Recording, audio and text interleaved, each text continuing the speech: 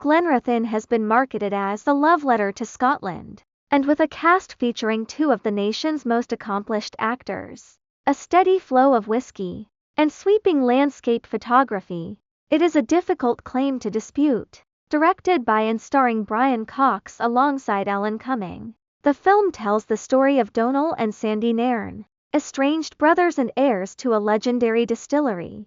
In their youth, Sandy was desperate to escape their idyllic village, while Donal wanted nothing more than to stay. In a twist of fate fueled by family dysfunction, they ended up living each other's discarded dreams.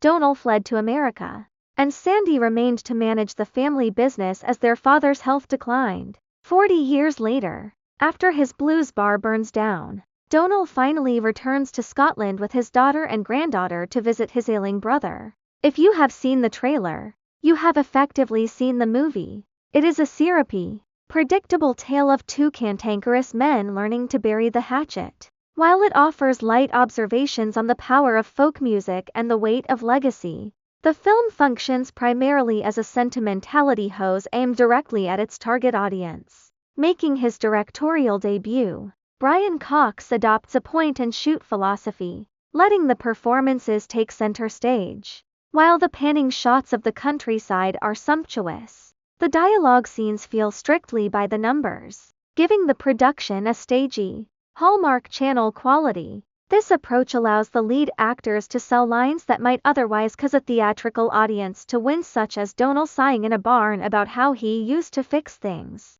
but now I'm better at breaking them. The script is so committed to its earnestness that its cheesiness almost becomes a stylistic choice rather than a flaw. The film's only true surprise is how close the leads come to being genuinely unlikable. Donal spent 4 decades ignoring his brother and returns with a self-pitying pout, while Sandy acts the martyr for having been forced to inherit a successful business and a beautiful country estate. Fortunately, the chemistry between Cumming and Cox ensures the audience remains invested in their journey toward an inevitable, cozy conclusion. Glenrothan doesn't just visit the land of the Twee, it buys a house there and settles in for the long haul. However, if you are looking for perfect rainy Sunday afternoon fodder, this film is exactly what the doctor ordered. While it doesn't necessarily demand a cinematic release, the Highland vistas are certainly pleasant on a large screen. Rating: 6 venison stews out of 10.